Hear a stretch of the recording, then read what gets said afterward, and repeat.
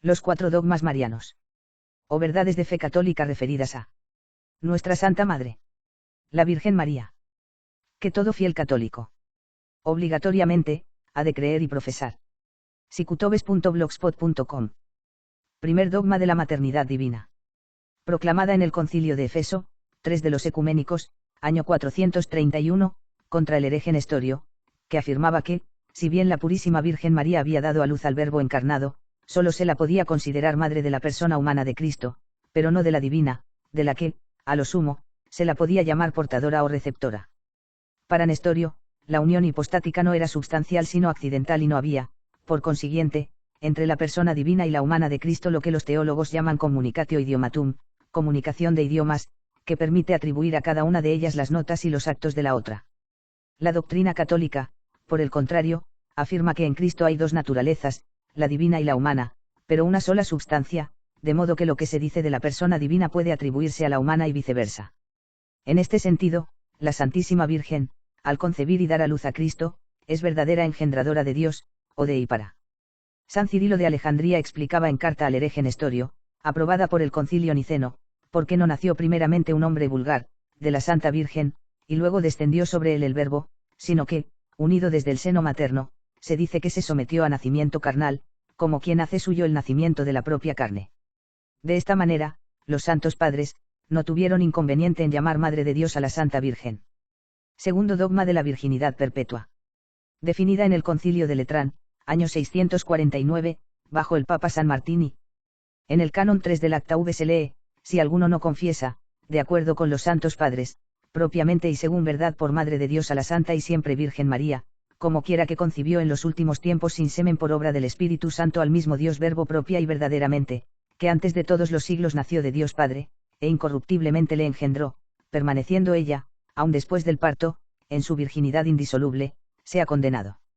De acuerdo con este dogma, María no solo concibió virginalmente a Jesucristo en su purísimo seno por obra del Espíritu Santo, sino que lo dio a luz milagrosamente sin menoscabo de su integridad, como pasa la luz a través del cristal, sin romperlo, y no tuvo nunca concúbito con varón por haber hecho voto perpetuo de virginidad. Esto último se deduce del episodio de la Anunciación, cuando a las palabras del ángel diciéndole que va a concebir y dar a luz un hijo, la Virgen pregunta cómo podrá ser esto si no conoce varón. Si no hubiera habido el voto, la objeción no habría tenido sentido, pues el ángel podía arguirle, no conoces varón ahora, pero lo conocerás cuando convivas con tu esposo. María Nuestra Señora es pues, la siempre Virgen. Tercero, la Inmaculada Concepción. Declarada dogma de fe por el Papa Pío IX mediante la Bula Ineffabilis Deius, 8 de diciembre de 1854, en los siguientes términos, declaramos, proclamamos y definimos que la doctrina que sostiene que la Beatísima Virgen María fue preservada inmune de toda mancha de la culpa original en el primer instante de su concepción por singular gracia y privilegio de Dios Omnipotente, en atención a los méritos de Cristo Jesús Salvador del género humano, está revelada por Dios y debe ser por tanto firme y constantemente creída por todos los fieles. Por lo cual, si alguno, lo que Dios no permita, pretendiere en su corazón sentir de modo distinto a cómo por nos ha sido definido, sepa y tenga por cierto que está condenado por su propio juicio, que ha sufrido naufragio en la fe y se ha apartado de la unidad de la Iglesia. Este singularísimo privilegio de la Inmaculada Concepción no significa que la Virgen naciera sin pecado, como consta del profeta Jeremías y de San Juan Bautista y se presume del glorioso patriarca San José, por una santificación en el seno materno que hubiera borrado el pecado original y sus reliquias. No, aquí se trata de una verdadera y propia exención del pecado desde el primer instante del ser natural, es decir, en el momento mismo de la concepción. Cuarto, la Asunción en cuerpo y alma a los cielos.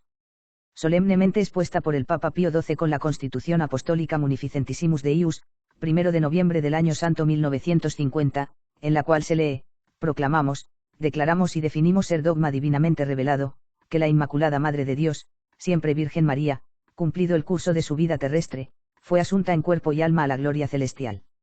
Por eso, si alguno, lo que Dios no permita, se atreviese a negar o voluntariamente poner en duda lo que por nos ha sido definido, sepa que se ha apartado totalmente de la fe divina y católica. Que la Virgen María no conociera la corrupción del sepulcro es algo que se podría argumentar de la misma manera que hizo Dan Sescoto para probar la Inmaculada Concepción, potuit, decuit, ergo fecit, pudo, convino, luego lo hizo. Dios podía arrebatar a su madre a los cielos en cuerpo y alma, convenía que así fuese para mostrar la excelencia de esa criatura purísima, luego, lo hizo, se la llevó consigo. Cuestión distinta, y que el propio Pío XII dijo no ser materia de la definición asuncionista, es si la Virgen subió a los cielos sin pasar por el trance de la muerte. Hay división de opiniones entre estos y los que opinan que la Virgen solo entró en una dormición. En la actualidad, que la Virgen muriera o simplemente quedase sumida en una especie de sueño final es materia opinable.